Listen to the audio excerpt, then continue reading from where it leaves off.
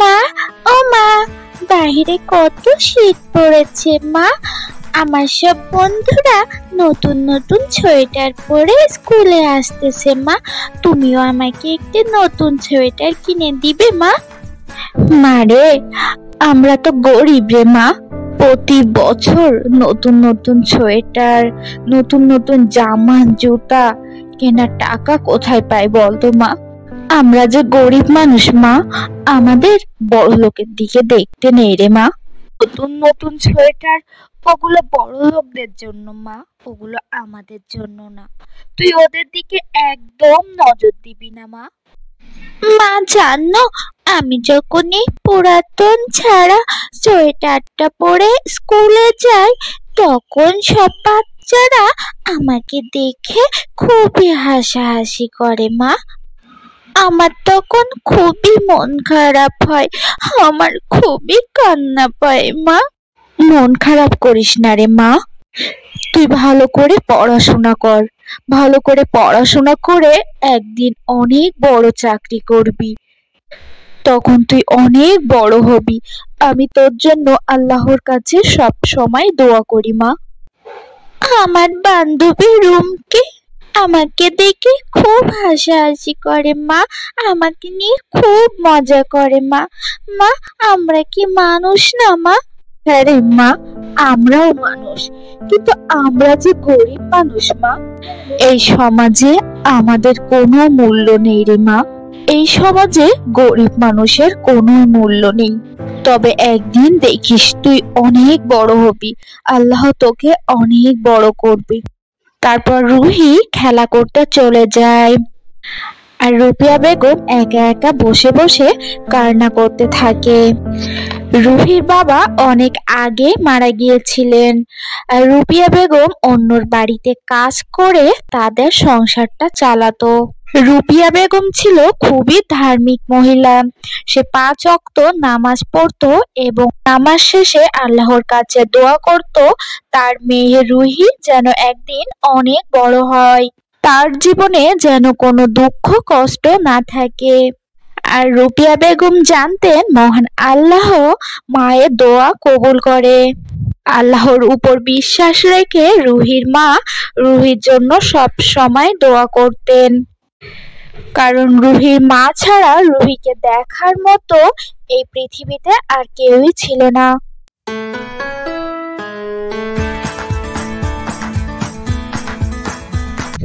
মা, মা, আমি স্কুলে যাচ্ছি মা। আমার টিফিনটা একটু তাড়াতাড়ি দাও না মা। হ্যাঁ রে মা, আসছি, তুই একটু বস, আমি এক্ষুনি আসছি। মা, আজকে আমাকে টিফিনে কি দিয়েছো মা? মারে, আজকে তোর টিফিনে আমি রুটি আর পেঁয়াজ দিয়েছি মা। এই প্রতিদিন এক খাবার খেতে আমার আর ভালো লাগে না মা। আমার সব বান্ধবীরা কত ভালো ভালো টিফিন নিয়ে আসে, কেউ ম্যাগি, আবার কেউ বা কত রকমের ফলমূল, কত রকমের খাবার খায় মা টিফিনে। কিন্তু মারে, আমরা যে গরিব মানুষ, আমি তো তোকে বলেছি আল্লাহ তোকে একদিন অনেক বড় করবে মা। তুই একদম মন খারাপ করিস না, আর তুই ওদের দিকে নজর দিবি না মা। তা ঠিক আছে মা, কিন্তু দেখো আমার সোয়েটারটা তো অনেক ছিঁড়ে গিয়েছে মা। আমাকে একটা নতুন সোয়েটার কিনে দাও না তুমি। তুই এই বছরটা এই সোয়েটারটা দিয়ে চালিয়ে নে, তারপর সামনের বছর তোকে আমি একটা নতুন সোয়েটার কিনে দেবো মা। এখন যা, তাড়াতাড়ি স্কুলে যা, তোর আবার স্কুলে দেরি হয়ে গেলে স্যারে বকা দিবে মা।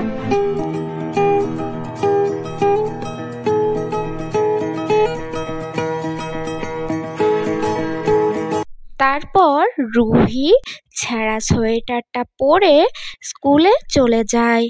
তারপর রুহি যখন স্কুলে পৌঁছায়, তখন রুহির সব বান্ধবীরা রুহির পরনে ছেঁড়া সোয়েটারটা দেখে রুহিকে নিয়ে অনেক হাসাহাসি করতে থাকে। এটা দেখে রুহির অনেক মন খারাপ হয়। কে রে রুহি, তুই আজকে আবার সেই ছেঁড়া সোয়েটার পরে এসেছিস?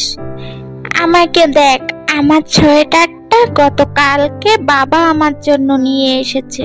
কত দামি সোয়েটার, দেখেছিস? ওকে কেন বলছিস? ও দামি সোয়েটার কোথায় পাবে?